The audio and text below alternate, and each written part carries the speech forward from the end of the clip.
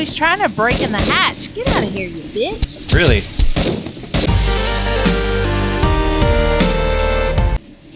Alright, what's up guys? And we're back with another update on the current build and upgrades and add-ons to our fort. I think the last video I mentioned that I was thinking about installing more blades, as crazy that sounds, on that top deck of the maintenance tunnel that surrounds the pit.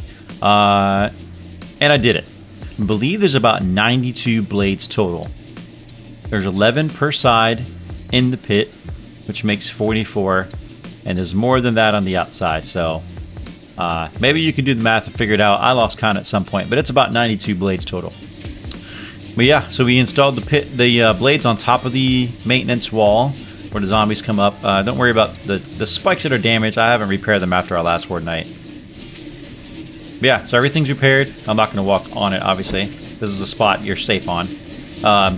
Yeah, blades all across all the sides. I was tired of repairing all these iron spikes like I mentioned last time. This is a little bit less maintenance. There's still a shit ton of spikes inside the pit that we got to repair, so this just cuts down a lot of the time. And I think these do a little bit better. They tend to last a lot longer. And I got one row of electrical fence on either side so that as the zombies, you know, step up on the blades, the electrical fence is kind of keeping them in place to extract maximum damage. Oh yeah, so in this video I wanted to show you just a couple of the upgrades I made since the last Horde night. The last video I posted of Horde Night 100. That one was pretty crazy. And there were some mistakes that were made. It was a breach. So I try to make some upgrades and stuff to mitigate that. And I'll show you guys what those upgrades are now. Let me turn off all these generators. There's 8 generators total powering all of these. It's a little bit of a mess right now. When I first built this fort, I thought we were just going to have like the pits in the... Wait, one of the blades are still on. I can hear it. There it is. There's the last one. Yeah, when I first built it, I thought we were just going to have the blades inside the pit. So, you know, I made somewhat of a nice setup with 4 generators on the wall. You know, a sign saying what side that goes to, and them going to a switch. You can just switch it on and off.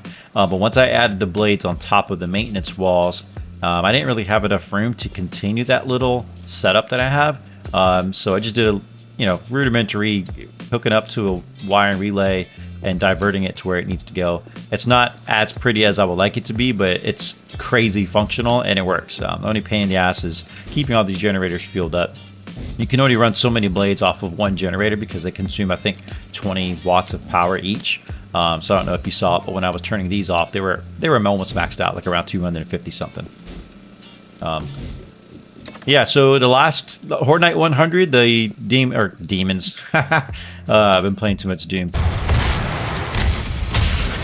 Horde Night 100, the zombies definitely got into the fort, into one of the walls, and the walls were only 1 block thick. They're now 2 blocks thick. Did a bit of work, and we expanded the basement.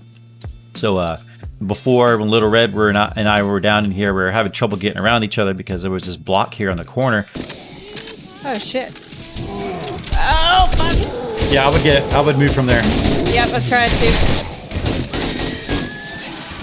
Not really sure why I still had that there. I just hadn't dug it out yet. So everything's hollowed out now. There's a lot more room. It's easy to get around. Accommodates multiple people walking in and out of the place. Not that I ever expect to have zombies come back down here, but that's what we did. All this is rewired. This right here is the corner that was destroyed during Horde Night 107. Or Horde Night 100. Oh, it's a boomer. He's right here. Got him. Oh, shit. Oh, nice. Fucking A. Motherfucker. Alright, let's go into the maintenance tunnel. So everything's been repaired, obviously. This wall here is the wall that goes to the pit. This wall is still 1 block thick. I just do not have the space to add an additional wall without taking space out of the pit. This wall here, however, is now 2 blocks thick, and so is the ceiling above me. The ceiling above me is where you saw those blade traps earlier that were sitting horizontally. I did a little bit of color coding over here with the wiring because it was getting to be complicated. Before I just had the blades in the pit and electrical fence above me, but now I have blades on the pit and blades on the surface above me and electrical fence. So everything's kind of color coded on each side. So white is like the pit, the wires that goes to the blades, bed traps that are in the pit. Green is for the wires that go to electrical fence, and all the purple, pink color, whatever, is for the blades that are above us on the surface. Another thing you probably noticed since the last time is these hatches are gone. The reason these hatches are gone is because our last Horde Night, which is Horde Night 107, that's all the zombies could focus on. Barely did any of them actually get into the pit. They kept attacking the damn hatches. Oh, he's trying to break in the hatch. Get out of here, you bitch. Really? Okay, so they're running over. They're going, Yep, look, right. they're going for that hatch right there. They're trying to break it. Yeah. Okay. Mine into it. What side are you on, copy? Front? Okay. I'm front right. I'm on the same side as Jeff, but in the front. Diablo in the front. Okay. And I had 3 hatches per side so that I can get down here, run wires, and do things like that. And it was annoying. I had to come back down here into the maintenance tunnel while Horde Night was going a couple times to repair those hatches to keep them from coming in here. So the hatches are gone. Yeah, this hatch in the middle is halfway down. There's a couple different levels. Like it has 3 levels of 7,000 hit points, so it's not like it was halfway to being destroyed. But now, in order to enter this maintenance tunnel, you either use that hatch that I got, that I used right here from the basement, or now I've installed 2 fully upgraded vault doors on either side of the pit. Fortunately, the way I had built that was 1 block high because I was concerned that the door wouldn't want to be mounted with, you know, this blade trap takes essentially a 3x3 area, including this block. So I was concerned that if the door was right here on that bottom block, it wouldn't want to open. But since I actually didn't make the maintenance tunnel as deep as the pit is, this works out pretty good. So yeah, if you know, zombies aren't going to be able to go for the hatches anymore to try to get inside the building. They're going to have to go past those blades, that electrical fence. They're going to have to fall into the pit. And once they get down here, I would expect that they're probably going to go for these doors. I didn't realize my flashlight was on. Sorry about that. I expected they're probably going to go for these doors, but since these blades cover all this space, as they're here trying to hit it, these blades are going to be taking them out. So, and it's easy for whoever's in this, you know, in these towers to keep an eye on this corner. They'll be able to see both of these doors from that iron bars that are right underneath below them. Plus, I am planning on installing 2 SMG turrets per sniper tower. On a switch so that whoever's manning that tower can turn them off and on just if they need like extra fire support on that corner or something. There have been a couple times where they get kind of overrun and we have to, like, everybody else has to run over there and try to help them, especially when there's like a whole bunch of boomers or demonishers, whatever you want to call them, coming over. So I think having 2 SMG turrets where you could just turn on for a little extra help, especially if zombies are flooding in down here, would be pretty awesome. So that's probably going to be my next upgrade. Yeah, so now there's no access from the outside, which I kind of like. It's a little bit cleaner. You don't have all these hatches all over the place. I'll probably put down some more spikes in some of these areas, even though I don't really want to. But I mean, I'll kind of see how it goes in the next Horde Night, but I think this might be fine. I haven't made up my mind yet, too. I might double up these electrical fence wires. I put another row over here since I technically have the space. And I may do that, but for now, that's what it is. Oops.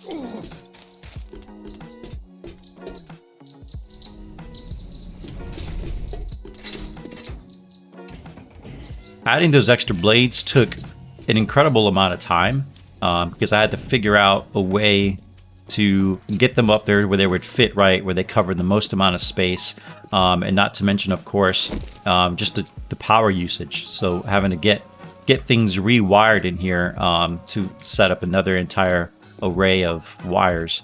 I think through here, I started to kind of label them. I'm going to color code them just like I did in the pit. Or in the maintenance tunnel, just so it makes easier sense to me if something goes down or whatever, or I need to add something or take something off the grid or whatever. But I kind of have them labeled just for now for me to kind of understand where they need to go to, but this is going to look a little bit better in the future. Other than that, there's not much else that I've done to the base.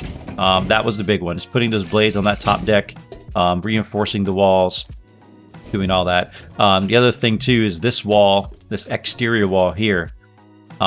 This was concrete.